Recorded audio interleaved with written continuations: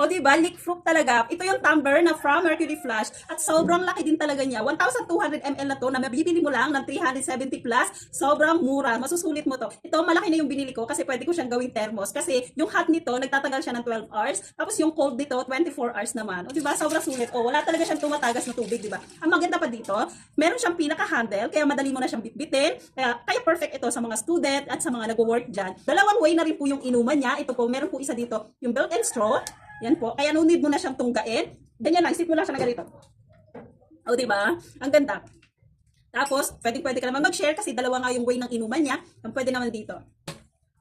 Ayan. O, diba? Sobrang sulit nito. Ito, papakita ko sa inyo na talagang leak-proof talaga ito kasi meron talaga siyang water sa loob. Ang ganda lang. Sobrang laki na. Diba? O, kita nyo, wala talagang tumatagas na tubig dyan. Ang available ml po nito, meron 600, 900, saka 1,200 ml. Tapos yung color na available dito, meron siyang, ito po, yung purple, meron naman pong orange, green, black, saka blue. Yan, sobrang ganda nito. Ang ganda rin talaga. Ito yung water niya, oh.